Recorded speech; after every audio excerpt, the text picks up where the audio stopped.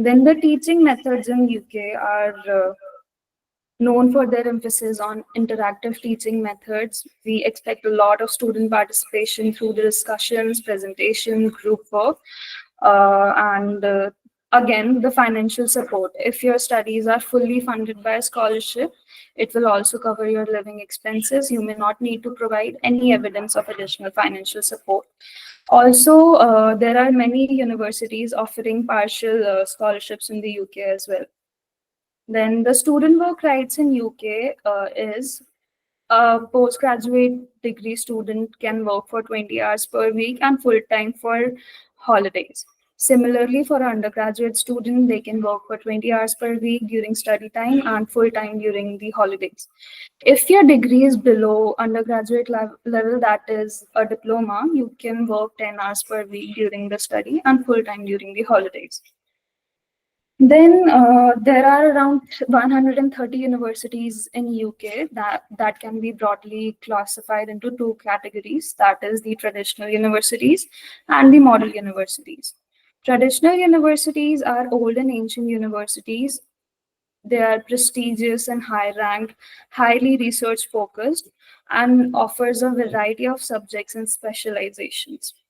The modern universities are polytechnics or educational institute, which were given university status post 1992.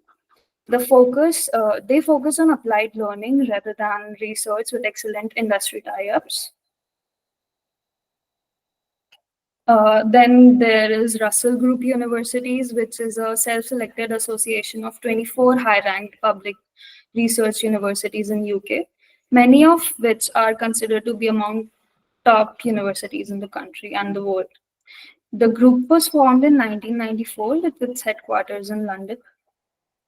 These Russell Group universities are also referred to as British Ivy Leagues, which is very similar to the Ivy Leagues universities in the USA. Then the duration of programs. The biggest advantage of UK education is that in comparison to other educational destinations worldwide, UK provides programs of shorter durations. If you are pursuing a bachelor's in UK, the duration of the program would be 3 years, but 4 years in Scotland. If you're pursuing master's, it would be 1 year, and if you want to take a placement year, it would be of 2 years. Then there is bachelor's with sandwich year, where you pursue a bachelor for 4 years, in which you take 1 year of internship after completing the second year. That is between the second and the third year.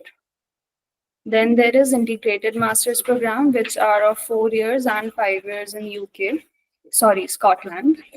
Then there is integrated master with a sandwich year, which is of 5 years, where you do UG and PG combined with 1 year of internship. Then the level of programs in UK are foundation courses and foundation degree. These are the courses that are of 1 year preparation for international students that need additional English language and academic preparation for the entry into first years of bachelor's. If you're not eligible to apply in a university, you can go through with a foundation program. Then there is diploma, which is a 1 year program for students that are not eligible for direct entry into a bachelor's program, which leads to a second year of bachelor's degree. So if you're holding a diploma, you would be able to enter in the second year of the bachelor degree. Then there's also higher national diploma, which is a 1 year course equivalent to the first years of bachelor's. Then there is pre-master program, which is for international students who need to improve and develop their academics, research, and seminar skills ahead of a master's degree. It's a 6-month program, and after this, you enter to a PG level program.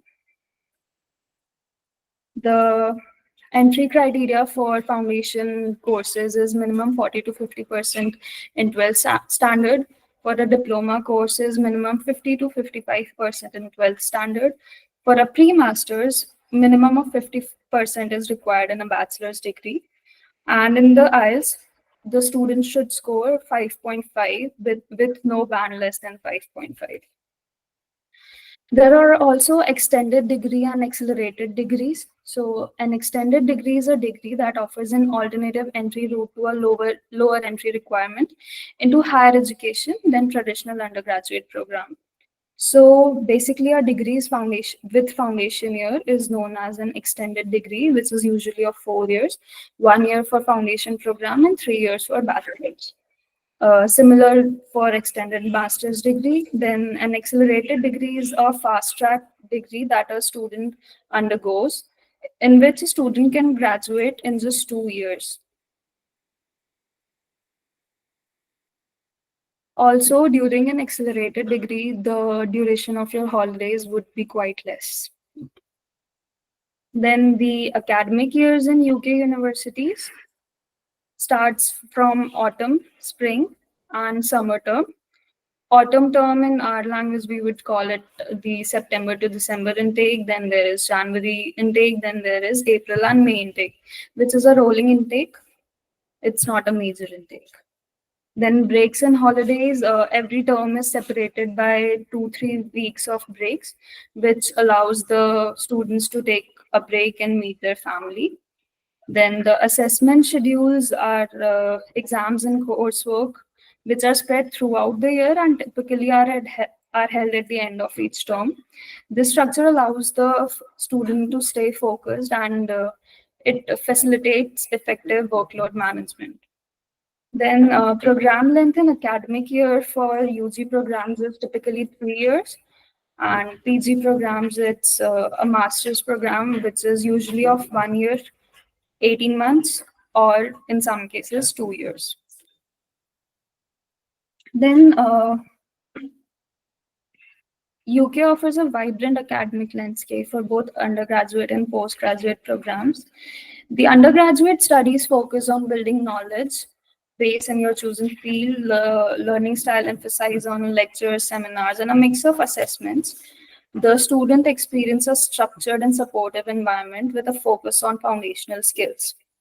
Then the postgraduate studies, which are usually from vary from 1 to 2 years, focuses on specialization and in-depth study within the specific area. The student is more into independent learnings with research projects and dissertations. It requires a higher level of independence and time management. The postgraduate studies in UK is a very good option for the students, as the UK is a top destination for postgraduate studies, offering shorter duration courses compared to other countries. They offer master's degree that you can finish in just 12 to 18 months, as compared to other countries that offers 24 months of programs.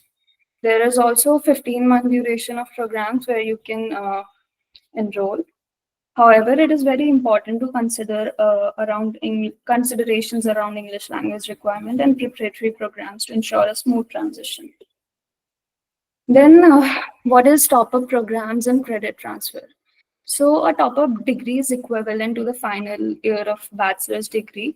These one-year courses aim at students who have previously completed a related foundation level degree or an HND, that is a higher national diploma.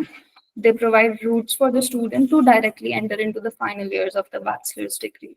Then there is also a system of credit transfer where the student is able to transfer the credits of a subjects previously studied by a student in the college or universities to their current programs. Then IB and IGCSE boards, these are International Baccalaureate and International General Certificate of Secondary Education that offers the qualifications to apply for the higher education. So a unique thing about UK is that you can have a freshers MBA, you can have an MBA for students that have work experience, and mature entry MBA.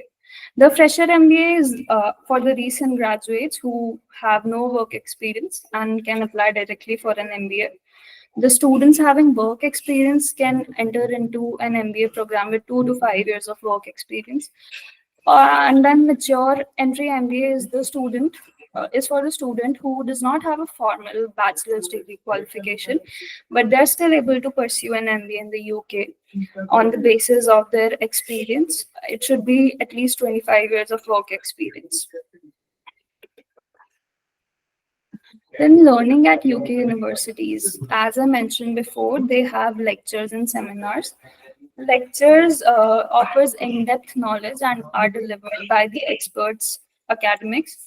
They provide a foundation in the chosen subject through research, insights, and key concepts. They are held at a large setting or in an online setting, which offers flexibility and diverse learning experience to the students. Also, it is encouraged to have an active note taking during the lectures. Then there are seminars that explores lecture content in smaller groups with classmates. In the seminars, people share idea, ask questions, and gain different perspectives. There's also active engagement in the seminars where the students interact through tasks like presentation, discussions, or answering questions. Then the assessment in UK universities is extensive process that in which a student is assessed on the basis of their coursework and exam, where the university tests your knowledge, analytical skills through essays, reports, presentations. The credit system is also present in the university, in which each module carries a credit, often of 20 credits, that contributes to the overall year-end grade.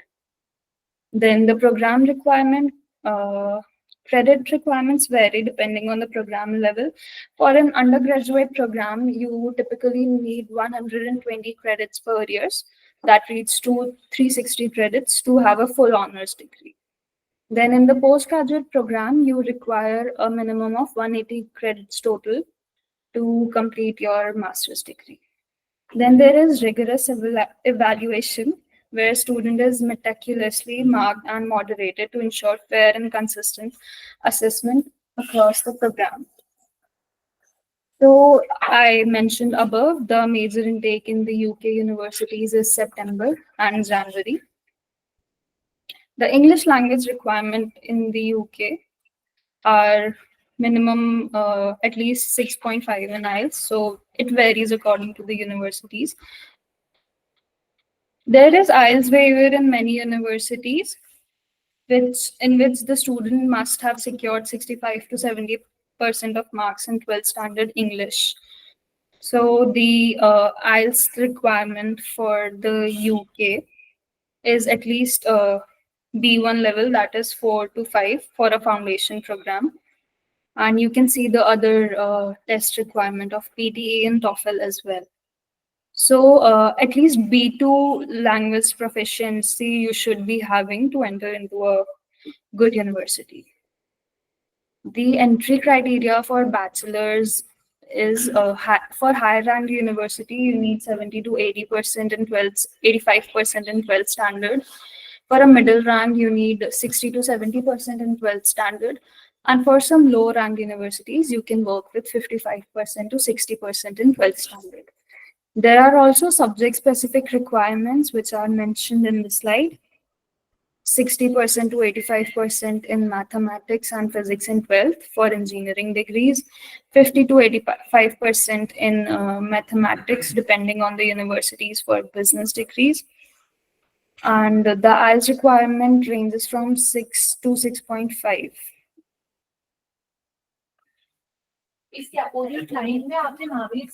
Then there is also a thing called UCAS, which is Universities and Colleges Admission Services. It is majorly for the bachelor students. In this, the university and colleges, in this, the universities and colleges have an common application portal for undergraduate students, and there will be a single application with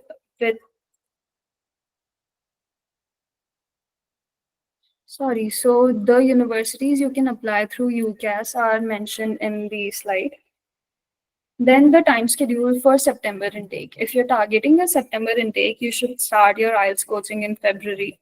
Give IELTS exam of in the middle of March. Then you can get the IELTS result in the end of March. Then you can go for the application. Then you can get the offer letter in June, and you can file the CAS request in April. After that, you can prepare and apply for the visa in July or August. Then you can fly to UK in September. Although the thing with UK is that it is very flexible and it takes admission even 2 months before.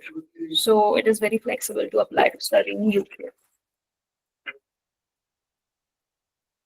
And the cost to study in UK, the tuition fees is on an average costs around £14,000. The living costs are around 12,000 to £14,000 depending on the area you're living in. If you're living in London, the cost of living might be higher.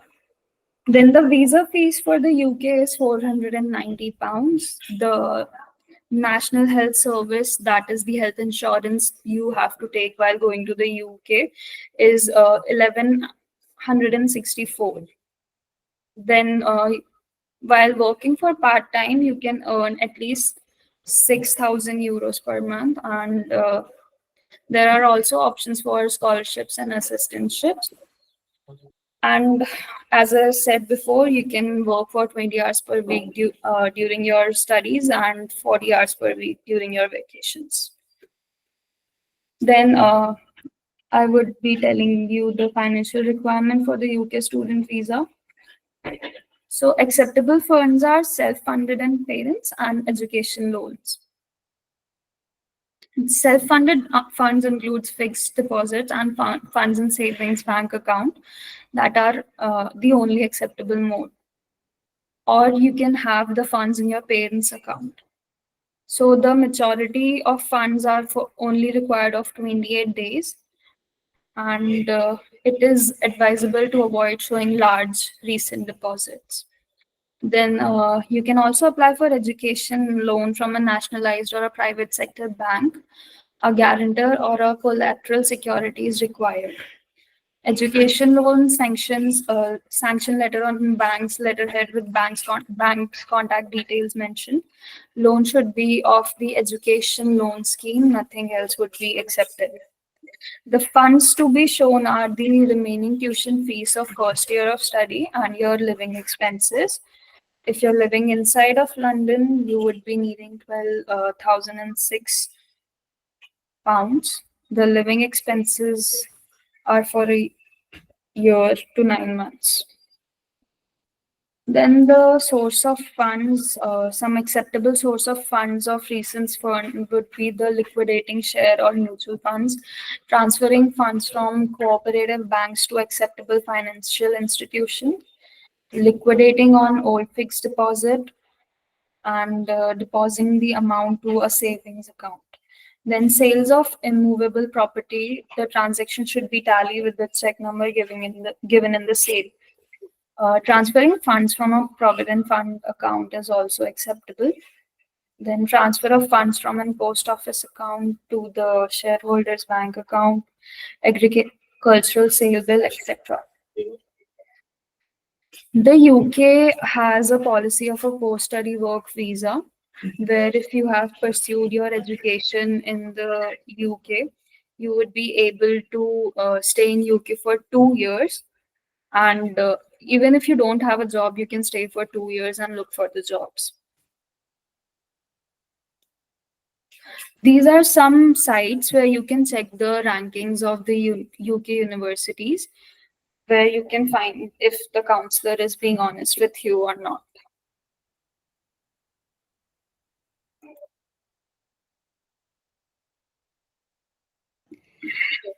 Wonderful. So thank you so much, Archita, for that very good presentation and such an informative presentation as well. In fact, I was having that question in mind on behalf of the audience. What about the post-study visa? Okay. And that also got answered. Before we start our next presentation on the other European countries, there are a couple of questions in the chat box. So can we just take up a few of them? So Definitely. that also message on the time. So one is, are there any changes to admission process from UK's exit to European Union? So would you like to answer that, Archita? Yes, so the UK has exited the European Union for quite a long time now. So whatever the study procedure is very smooth. You can contact the universities on your own as well. So there is no as such major changes. Oh, wonderful. I think even if there are changes, they are for European Union countries to UK. India as such The does. only thing that is changed is that you cannot have a Schengen visa if you're applying to the UK. So you won't be able to travel freely to other European countries. All right. So there are another two questions which I can quickly answer. Can we have a one-on-one counseling session? Yes, very much. One way to do that is that you can log on to the website, unithink.in, and get connected to us. Second is, I'm sure you should be the part of our group since you've registered for this webinar. Otherwise, we'll also pass on our contact numbers to you at the end of this webinar, and you should be able to connect for that. And a quick one on the skilling courses, which I see here in the text box. Do we get the internship letter and certificate with the skilling courses? You will definitely get a certificate of completion of the skilling course that you choose to do. So it is applicable. And your another thing about one-to-one counseling, that yes, we do it as a gesture, as an exercise, an important thing, and we do not charge any fees for career counseling. So you can connect with us through the multiple modes, which we will anyways communicate to you towards the end of this webinar. Okay. So any other question? If anybody has any other question, please raise your hand and we shall be able to answer it. Or you can just unmute yourself and ask a question. Otherwise, we'll start with our second presentation. All right. So not a problem. Even if you have questions later on, you can ask towards the end of the webinar or by connecting with us later, either in the WhatsApp group or by calling us. Okay. So thank you so much, Arjita, once again for giving us such a beautiful introduction to study in UK. And